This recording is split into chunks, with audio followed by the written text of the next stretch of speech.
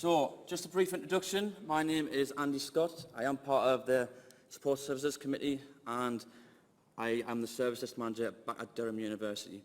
My colleague, David, if you want to introduce yourself. Yeah, David Gillespie. I am the Problem Manager at Durham University.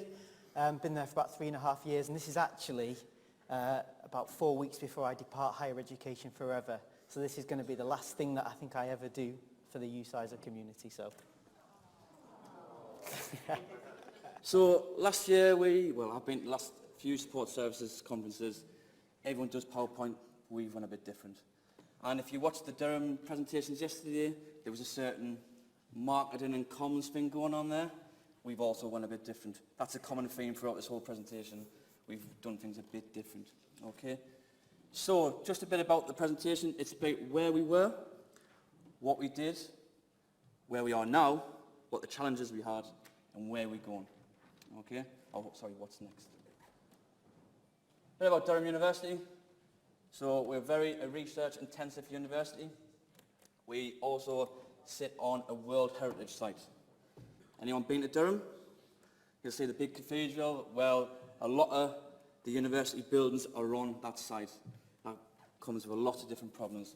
I'll go on that a little bit later. Okay? That's some facts and figures about Durham University. You'll see there we mentioned 17 colleges. So we are a collegiate university, a bit like York, Oxford, Cambridge. There's other universities that are collegiate. So Durham's really big on having this collegiate community within the university. We are going to be getting bigger though. The university has a massive strategy at the moment from 2017 to 2027, which we're going to increase the colleges to about 21 colleges. And we're spending £700 million on new infrastructure, which will be going into the World Heritage Site. New data centres, new network, everything, it's all happening at Durham because we want to expand and we want to increase our presence in the global University Mountains.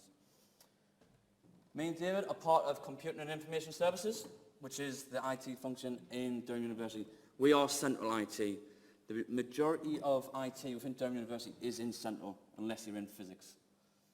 Does that relate to everybody else? Yeah? Right, physics do what they want kind of thing. Anyone's watching from physics? Sorry. We have about 150 people currently in CIS. This has changed slightly over the last couple of years. I know people might have went through VSS schemes in your own universities. We did too. However, we were probably a bit too drastic and we've actually built the numbers back up again at the moment because we've got all this work going on. I am part of the operations team and you would think David being a problem manager and part of the service management team, he would be in that, but no, he's in strategy, change and governance. So we're actually from two different functions of the department. We'll come on to that a little bit later. The service desk, so my bread and butter, what I really love about my institution, when I first got there, we had a service desk that was in the main library. Great, fantastic, love that. However, we were taking phone calls, we were doing emails, we were doing everything, we were having students at the front desk. Very noisy. Oh, I'm not happy with this. This experience is not good. One of the first things I did, I changed it and I moved the telephones up to the main IT department, so they were closer, they got to know each other, and we've really seen some great value with that. So that's why we split, but we have got a front office, which is, there we go. So we've got a nice green wall. So we've tried to be a bit different as well. So that's my team leader, Jane Ball, and I've got a couple of members of staff from the team there. But if we were sticking to the Durham brand, we would have had a purple wall. Purple tie, purple shirt. But we've tried to be a bit different. We're trying to push boundaries because if we did what Durham wants us to do, but there's a thing in Durham called the Durham difference. I don't know if you've got one for your institutions, but we seem to make things super, super complicated every time we try to do things. So if we try to get something through a change process or something like that, yeah, well, you can't do that, you can't do that. Oh, have you thought about this? Have you thought? And it just goes on forever and ever. But we just try to be a bit different. Okay, where are we going now? All right then. So we're gonna split up some of our slides into the tools that we use, the processes that we follow, but also the people element as well, because we have challenges with all of that. From a tools point of view, we had an IT service management tool that dates back to 2007, which was Remedy. But we customised it and added loads of workflow in so much that we couldn't upgrade it. If we'd have upgraded it, it would have completely broken our processes and broken the system, so it wasn't possible. It didn't have, because it was such an old system, any self-service capability, so a lot of the good things that we saw at these type of events, the USAR events and the SDI events, we couldn't begin to contemplate doing unless we built something really bespoke ourselves or we changed our tool. We published a lot of our knowledge because of that on our website. But if you have a look at the IT pages within our website, you'll see stuff that dates back to 2001 in some cases. So you put it on there, nobody keeps it up to date. Processes. Now, paper, and more paper. It seems as though at some point we had a few people in the university that thought, how can we waste as many trees as possible? We estimated that there's probably about 1,000 square miles of the Amazon rainforest that has been destroyed purely so we can do our admin processes. As I touched on, we've got out-of-date web pages because once we put the information in there, we didn't have processes that would then keep that up to date. So that's only relevant for a couple of months, and then you're giving out kind of old, false information. When we've come up with our admin processes, they've not been done in a strategic way and a way to look at the most efficient way of doing things. It's like people have found a way and just said, yeah, that's good enough, we'll do that. So we've tried to work our way through a barrage of these processes, which has been a bit of a challenge. And people's favourite way of logging calls with our IT service desk is through email. Well, it was anyway. Email, very inefficient way of logging calls because inevitably people miss out bits of key information that we need. So that means you then have to go back to them and ask for information, and it just drags out the length of all the calls, completely unnecessary. Right then, people aspect. We love admin. People have made jobs out of just doing admin when you're looking from the outside, completely unnecessary reasons, but people are nice and happy just ticking away doing the same thing again and again and again. Love admin processes. When we come to these conferences and we see really good self-service and automation ideas, we'd love to implement them, but we didn't have any drive or backing from senior people, particularly across the university, to move towards self-service, so we had that to compete against. When we got feedback from our customers, it was very inconsistent in that we'd be doing the same type of things, and some people would love it, some people would hate it. So it was difficult to know what we were actually doing well. Either means that people have wildly different expectations of what services we're delivering, or there are individuals that are delivering poor service. So yeah, bit of a challenge. So, paper. That is 3 weeks worth of account requests, paper. So that will give you an idea of where we've went from to where we are now. And we'll show you where we are now with some figures, but that is just, let's get the paper for the last 3 weeks, and that gives you an idea. And there's processes behind that as well, so departments filling them in, internal posts, all the rest of it, but we'll go on to that. But that was just to give you an idea of the scale of what we were dealing with here. As you will notice, it's modelled by two very attractive gentlemen. Right then, so what did we do about all of that? Quick timeline. I don't expect you to be able to read it all, but we started in about January 2015 to think about a new IT service management tool. Seemed like a really sensible place to start. Went through a long, drawn-out 18-month tender process where we picked a market-leading product, very expensive, but market-leading. Thought that's going to be the catalyst to all of our change. But about that time, we got a new chief information officer who, for what seemed like to us anyway, made a spur-of-the-moment decision to go for a product that we hadn't initially chosen for various reasons. That product was called Unidesk, and we're going to talk about that on the next slide. We signed the contract with Unidesk in October 2016, and only 3 months later did we go live with our incident and problem processes within the tool. That involved training lots and lots of people.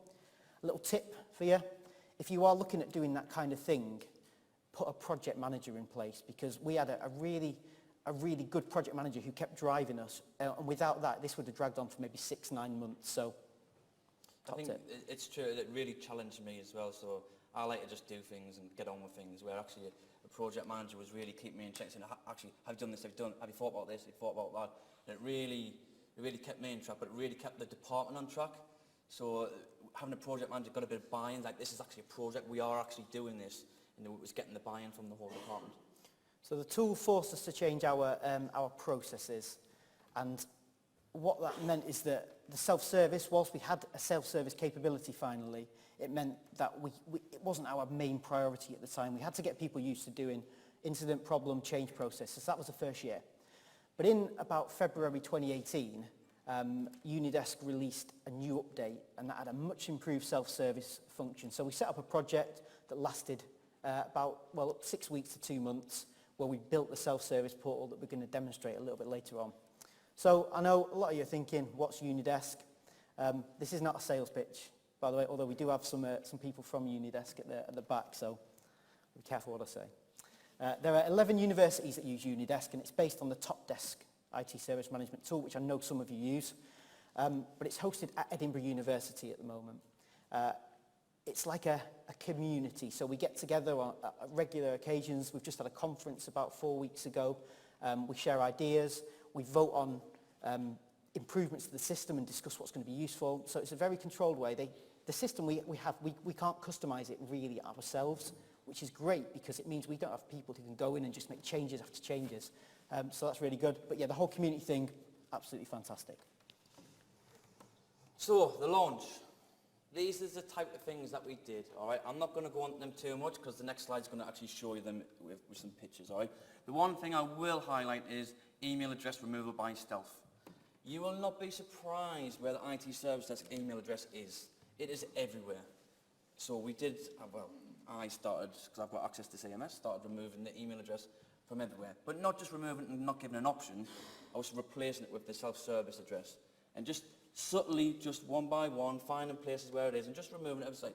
And that gave us some natural growth, all right? That wasn't the real steer of getting growth because when we put products and services in the self-service, then people went to it. But that was just a little subtle way. So campus card in the university, that's got the email address on. Every single web page to do with CIS, email address. The university homepage email address, it was everywhere. So we had to remove that very quickly. So the launch. This one here is, it's a little bit blurred, sorry about that, but it's a magazine that goes out to the university. Each department has a page in it. We had a page. We really pushed the whole self-service, what it was about, give them a view of how it looked. And that went down quite well. Next one. When I talk about the buy-in from the whole department, every member of staff in CIS upgraded their signature to promote self-service. So it was getting outside the department. All right, so we really pushed the agenda, log a call, track progress, give feedback. We needed people to understand why they needed to go there. Okay, we offered some suites. So students or staff, anyone who was coming to the service desk, and we knew that that request was in the self-service. You wanted to educate them and say, actually, do you know you can do this online? Or do you know you can track the progress on it? So by enticing them with some suites and just helping them through that, we were able to get people to, first of all, know where the self-service was, and then use it, and then show them the features with it. So we found that a really useful, I mean, it's just a laptop on a desk, but someone was there to help them and go through that process.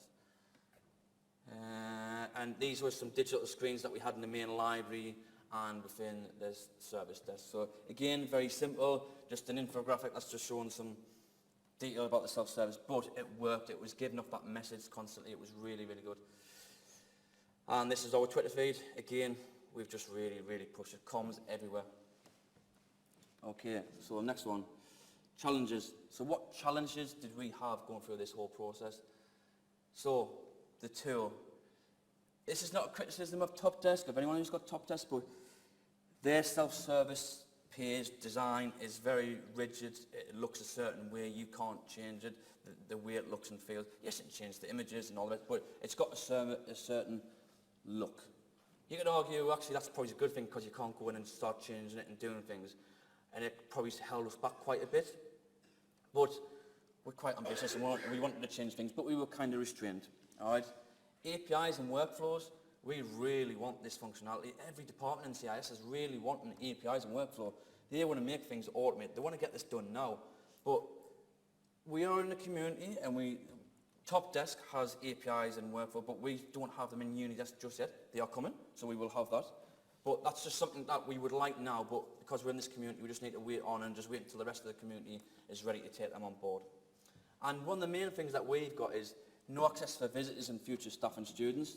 So to get into our self-service portal, you have to log in and go through authentication, so Shibboleth or whatever. Now, we're missing a very big chunk of prospective students every summer. So they're going to have to email us. So we're never going to be able to get rid of email until we solve this problem. That's not a tool problem, that's our problem. We need to try and fix that issue. And I know other places, they have mechanisms on how to do that, but we are a little bit stuck with that one and how we're going to get around that, but we'll tackle that one next. Okay, processes. David alluded to it before. We have, I'm sure everyone does in their university, we have people who have worked in the university for a lot of years. They do things certain ways. Self-service, that's you getting rid of my job. Or there's admin, well, that's my job, I do that.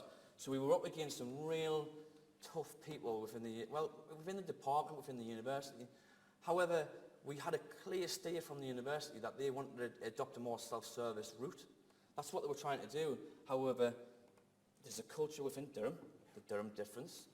People wanted to do things slightly different, but there was a steer from the overall the top. Okay, David also mentioned about web pages. We are ridiculous. We've got so many web pages with so much information from 2010, 2015, you name it, it's there. We're doing an exercise at the moment to get rid of it, but pushing the self-service tool out with all the products, the services and all this stuff is not good if you've got out-of-date information on there. Because we went to a conference at Top Desk and a Top Desk person spoke to us and he said, oh, right, someone will come to your self-service portal once. If they don't find what they want, they might come back twice. If they come back the second time, they can't find it, they will not come back the third time. And we used that right the way through the whole process, thinking, well, actually, have we got everything that we need in the tool and all the rest of it? And it really stuck with me at Top Desk, Uni Desk conference, when a Top Desk consultant said that to me. I just thought that's really, really interesting. Last one, self-imposed red tape. With the tool in Durham, we have 4 administrators, myself, David, my services team lead, and the change manager. Me and David have a very good close relationship and we tell each other what we're doing and we were doing things, making it look better and things like that. However, other people were starting to do things as well and we could see features turning on and new services being launched and things like that. So we had to quickly stamp this. So we put some governance in place. So any change that's put in place or any change feature for the self-service portal has to go through as a standard change and has to be peer reviewed. So you could call it self-imposed red tape, we're creating barriers and things like that, but actually we were trying to control what was actually going out there. It's a live service, so we're trying to protect that. People, theory change, we had a real lack of direction from department. So me and David thought self-service was great and we were really trying to push it and we go to all these conferences, we think it's great, we're trying to get some buzzing ideas, really trying, but the department didn't really know what they wanted, or the university. They just said, yeah, self-service, great, but they didn't really articulate what they wanted. So, as I mentioned before, David's boss, he's on the senior leadership team, and my boss, senior leadership team, both wanted completely different things from the self-service portal. So my boss is saying, well, I want this actually, and his boss is saying, I want something completely different. And it was really conflicting. However, funny enough, when we went live and things started going really well, oh, actually, yeah. We might actually like this. That looks quite good. Oh, we like that. And once they got it on, they could see how it was working. They could see the value in things. Finally, taking responsibility. We have a lot of service owners, and they're supposed to be keeping the services up to date within the self-service portal. Now, I'm not saying I necessarily agree with that because you're asking techies to be updating documentation and things like that. Are they the right people to be updating documentation and things like that? I'm not too sure. However, we've got a real problem in Durham where service owners or service leads are not really keeping information up to date, and it's all about responsibility and taking responsibility for their services. We see a real issue with that, but we're working on that. Next one. Okay. Yeah, right then. This is the good stuff now. So we're going to show you, to start with, what our customers experience when they use the self-service portal. Okay, a little bit of a video. So this is where things start to go wrong usually. But there we go. Just going to give you a couple of seconds just to admire our fine work. This is a very simplified view. We try and keep it as simple as possible and we just push a couple of services. We'll talk about different elements of it as we go along. So let's log a new call. We're trying to push people away from emails to use self-service forms because what that allows us to do is specify the exact information that we need. What you might notice is that I've just popped a title in there. A nice little feature is that it's already searched our knowledge base on the right-hand side to come up with possible solutions, which is really, really good. I think I'm going to request a new mobile. Let's test it. Let's try my luck. Once somebody has submitted the call, it generates a reference number for them, like you'd expect, and through the front page of the self-service portal, people can then track their calls. Okay, this one gives a list of the calls you've got open, but you can also see your call history. So if you've had a particularly happy experience, you can go back and reminisce about that. Within the call, you can see a quick description of what you put. It allows you to see any operator updates. So what have we done about that request? You can give feedback, but you can also close it. And we try and get people to close the calls themselves because they can leave a comment.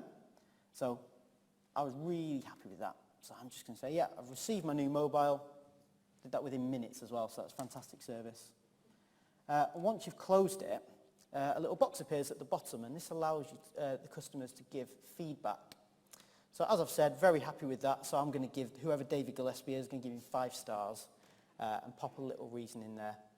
We regularly review this feedback. It comes to us. We now use this instead of a customer satisfaction survey that goes out. We direct people to try and give feedback here, which is really successful. And we pass that information back onto teams, give people average scores. And Andy produces a little dashboard for the service desk. Now, one of our major improvements, and we will show you the data behind this later on, is around software. So we used to make people fill out and sign terms and conditions for any kind of software that they wanted. And it was a bit of maybe at one point in the past, contracts required a physical signature, but we just kept those admin processes going. It added so much time. So let's take one of our more common bits of software, something called Maple. All we've done is put the terms and conditions within that form. And I'm not sure whether you're going to be able to see it on the screen or not, but all we ask people to do at the bottom is just to say, yes, I agree to the terms and conditions. They submit that, and then the service desk can just provide that information, the license key, how to download the software, that kind of thing. I think we've actually automated that as well, so that call there will automatically, it'll close the call, but in the closure notes it sends out the license code. So it's actually the call's been opened and closed, and it's one big cycle, so it's like one just continuous call. There's no service desk interaction, if that makes sense. So. Okay, so I'm going to use a search bar, which, believe it or not, is revolutionary for Durham. It changes the way people have used our system. So this is about extending an account. And again, this used to be a long, drawn-out paper form that was complicated to fill out. We just ask people to fill that out, and we do the work straight away. We also use the self-service portal to publish information about our services. And there's a couple of ways to find a service page. Not too much detail within them, but people need to know the services that we offer. So you can use the search bar. As you can see, it's popped up at the top. That's our campus card service. But there's another way for people that love looking through lists or maybe aren't sure what to type in. We've got a nice little A to Z index in there as well. So some of the services that we offer, they're all listed in there, and you can hopefully find the one that you're looking for. So on the service pages, they follow the same format as Andy mentioned earlier. You've got some basic information about what the service is, who can use it, what hours you can expect it to be available for. There's also any related forms that might be linked to that service, and underneath there, it's frequently asked questions, knowledge articles. So let's say I've lost my campus card. Clicked on that link, and it's actually an external website that we use for this, but it's embedded it within the tool, which is a really nice feature. It means you don't get loads of tabs opening up. But I can see that costs £10, so I think I might have to have a word with one of my contacts and see if I can get one on the sly. Now, lovely feature here, we love this. This means we can publish information about major incidents as and when they happen. Underneath broad service disruptions, that's an incident that we had a couple of weeks ago. Our wireless network had issues. We've got some basic information again about what's happened. You can see the operator updates, so we don't have to push information out to people. It's all there for them to see. The best bit is on the right-hand side where it says, I am affected by this disruption. Just by clicking that button, a person can say that they've been affected, gives them a reference number. They don't have to do any complicated call login. And in the background, that links the call straight away to our major incident record, which means we know how many people have been affected by it. Okay, finally, we'll have a look at our knowledge base, which we've spent lots of time recently trying to get up to date. I'll have a search for campus card information again, and below the services box, we've got the knowledge base. That's the most common articles there, but we've got a button where we can expand it, see our full knowledge base. Lots of different bits of information. One of the nice features about this, which is something we didn't have when we published that information on our website, is that people can leave feedback and rate the article to show whether it's actually useful or not, and we can then do some analysis. You can't see it on the screen, but believe me, it is there. Okay, so that was a whistle-stop tour. Hope you got an appreciation. There's lots more stuff we could have talked about, but we haven't got all day, unfortunately. Okay, now Andy's going to talk to you about the facts and figures. This is the impact that the self-service portal has had. So, some of the metrics. So, I just want to highlight purple, of course. So, we went on trend here. But we went live with the self-service here, the new version of the self-service. So, David talked about the upgrade. So, we got some loads of good functionality.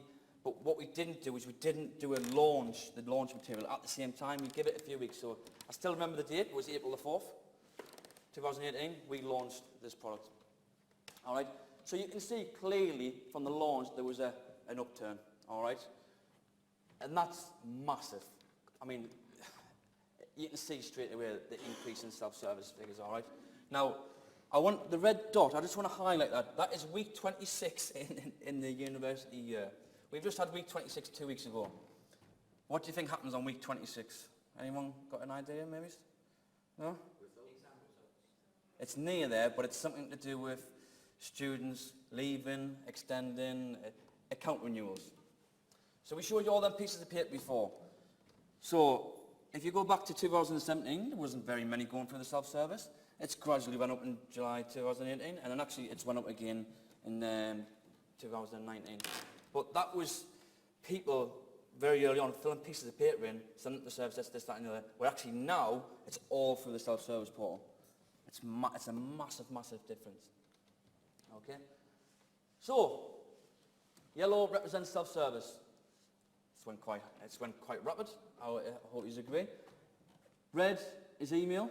Fantastic. We've never been given a steer to lose email or get rid of email.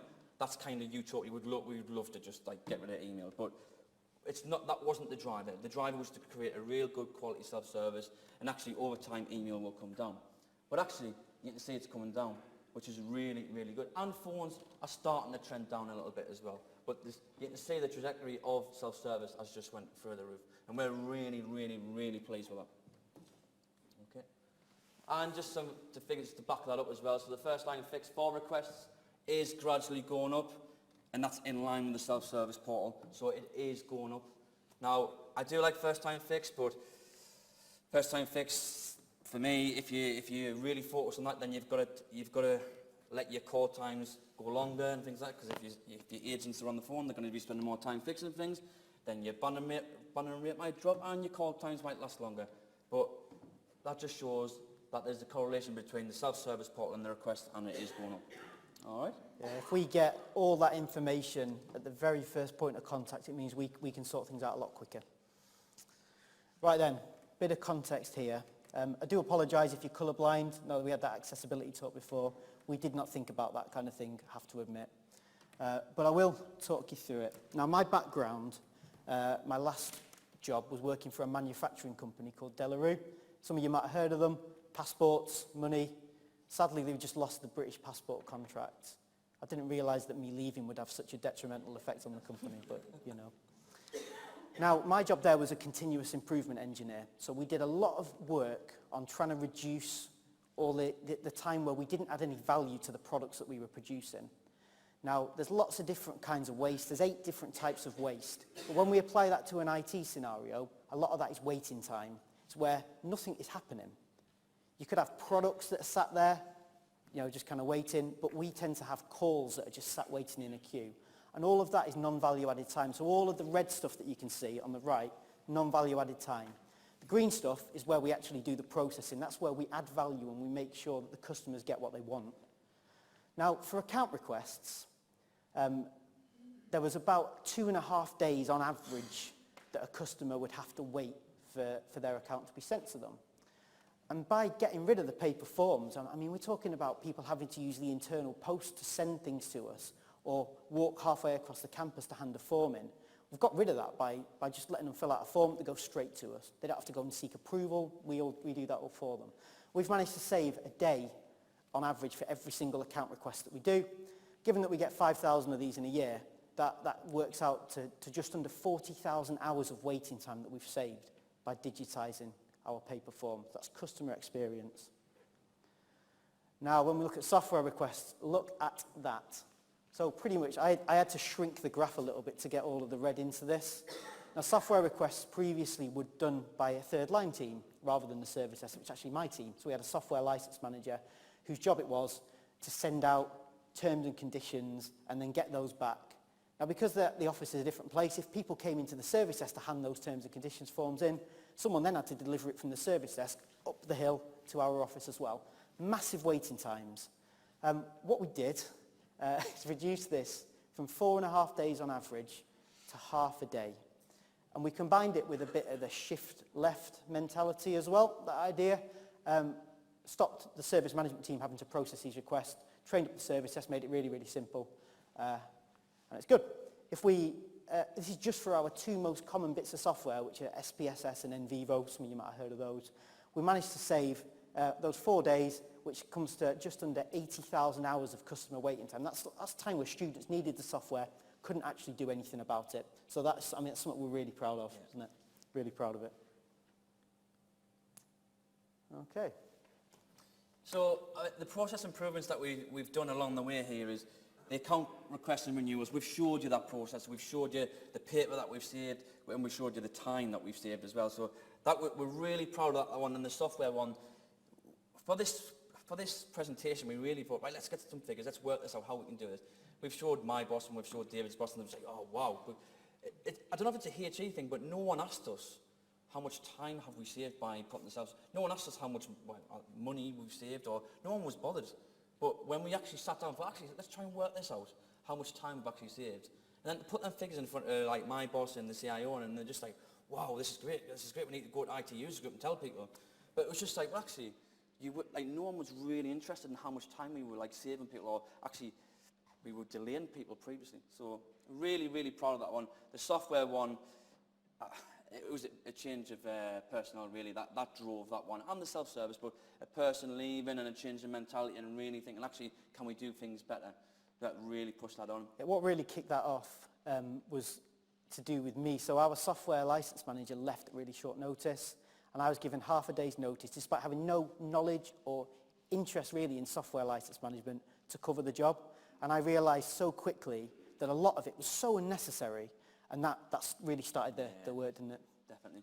So we talked about major incidents as well. So the fact now that we can see and gauge the impact of a major incident, so they can go on the self-service portal and say, yes, I'm impacted. We are seeing that gradually growing every major incident that we have. And they're not very frequent, we don't have frequent major incidents, but when we do, we can see maybe, I don't know, 15, 20 people have actually went on and said, yes, I'm affected by this. This before would have been a phone call, it would have been an email, it would have been the service that's going through all this. But actually, it's a one-click method. We're really proud of that, and it ties into the major incident process, which I'm the manager of. So I can quickly look on the self-service and go, right, we've had this many people that impacted users who are saying, I am impacted by this. And it gives a bit of ammunition when you're going into major incident meetings. I don't know if Eleanor's here today, but I love major incident meetings. That's my forum. But yeah, it's really helped us out in that. In service-specific information, so having the self-service portal now, we've really focused on getting our services up to date in the portal. And I mentioned before about taking responsibility and things like that and different owners. Yeah, there's still work to do, but we're in a much better place than where we were. Okay. One thing that I didn't get to show you in the video, but the eagle-eyed of you might have noticed, is that we've exploited the change management part of this as well. So previously, the change manager would have to do some manual administration on every single change request that came through, apply a template and kick off all the activities that needed to happen. Well, we've created forms that do that for us now. So anybody who wants to do a minor or a standard change, they can go in, find the right form, click it, and as soon as they've submitted it, they can kick off the change because the activity's already appeared in their queue. So we've made some really good improvements there. As we've said a few times, all of our knowledge is now in one place, and it's getting good feedback. Right then, what's next? It's important because we're not there yet. We'll never be there. We need to keep continually improving. Andy mentioned the APIs before. It'd be great if we could have those, then we can get other systems automatically logging calls with us and closing them as well without having to do that twice. We're going to take advantage of the online chat. Now, we are a bit behind the curve because we know a lot of you already use that. We're going to give that a go when Unidesk make that available to us, which is going to be very soon. See how that goes. Something called reservations management, which is about equipment booking and room bookings. We can't put all the rooms on campus there, but we're going to trial that as well and just see whether people find it useful rather than using an office calendar or phoning one of our learning centres to book rooms over there. See how it goes. And finally, automation.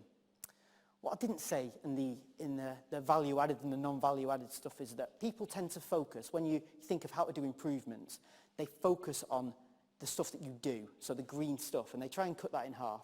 It might be that you process manually something, but you can automate that and it takes about a minute to do.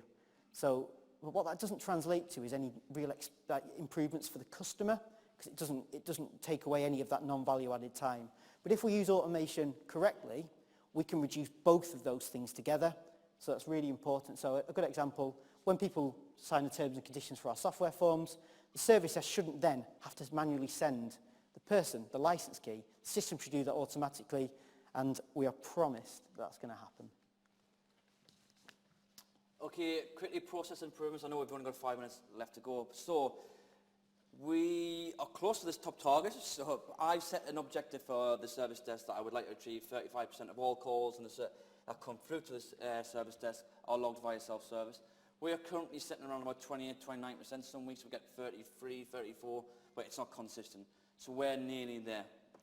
Turn off email integration. I don't know if someone from here, Lancaster, really envy them. They turned off email overnight. That's just crazy. But and survived as well. Yeah. So, but we've discussed before. We've got a few things we need to do about that. But that sounds great. Self-service portal satisfaction survey. Again, when we wrote this, great. But after watching Happy Signals this morning, I think I've been doing it all wrong with surveys. But there you go. I thought that was really thought-provoking this morning. And one of the slides where it talked about self-service portal doesn't necessarily mean you're really happy. And then I think there was the one about when they came in person, they were more happy to come, and I just thought that was, wow, really interesting. And again, we really want to push the self-service portal and promote it through the whole university. We're not resting on our laurels. We're really pushing this. And every meeting we go to, IT user group, our business partners, to really push the self-service portal. And I'll be honest, we're pushing it within CIS, because they still come around to the service and say, oh, can you log this, can you do that? But we're changing that behaviour. Okay, right then, getting towards the end now, you'll be glad to hear. We're going to have a look at some feedback that we've received from our staff and students on the self-service portal. Very creative stuff, this. Save me time. Excellent. It's easy to use. Good to hear. Simple and intuitive. I'm assuming that's about the self-service portal and not the person that's in the picture. It's always available. Everything is in one place. And awesome. So that is actually about the person that's in the picture. So cheeky grin. So this was all feedback that we got through the self-service portal, about the self-service portal. So we just thought we'd share that with you. Okay, and that takes us on to the end of the presentation. So there's our contact details. You can probably tell that Andy spent a little bit more time crafting his LinkedIn URL than I did. It's about half the size. But yeah, feel free to contact us by any of those methods. We hope you enjoyed it. I think we might have 2 minutes for questions if anyone wants to ask any questions. No? No? Everyone's hungry for lunch? Oh, there we go, there we go. Yeah, that's fine. Go for it. Tim's been lazy. How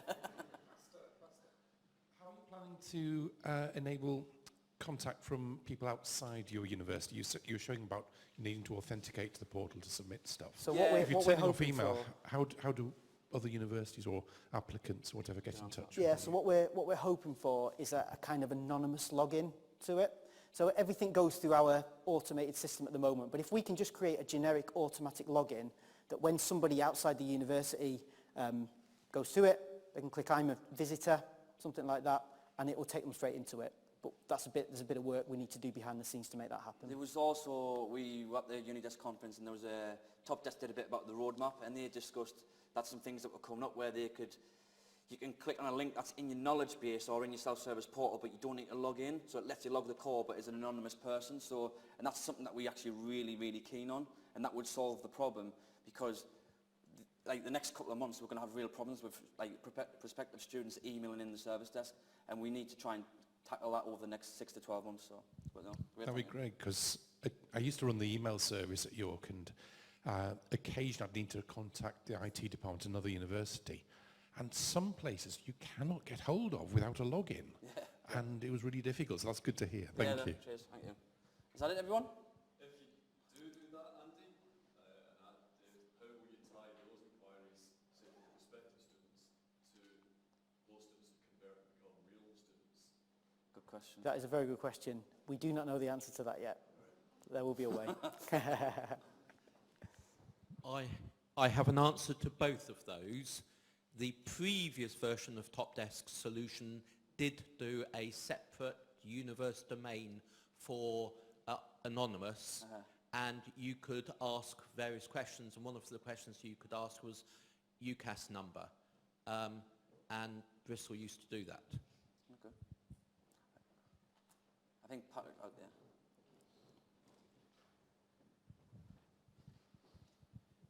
We have actually turned off email, and we are struggling with the externals, as you will be. So we have put a lot of effort into self-service, so all incoming students can reset their password self-service. So we've put a lot of work into ensuring that the web pages are a lot better. But also we're going to have a form that will come into Jira and will allow a one-time email back out to the student to help them get online, and that will actually log a ticket as well. So no, that's really interesting. Yeah. I mean, I know we've talked about this, but I would like to talk to you more about how you're doing that. I know you have turned off email, and it seems quite radical, but like, I'd like to see the impact after that and the experience of the students. I'd like to know if they're loving what you've done, or did they agree with what you've done. I think we haven't had any really negative feedback, so That's it has been good. Oh, good, great. So thanks very much everyone for listening, and I think that's lunch in, is it the exhibition, is it? Yeah, in the exhibition. Thanks very much.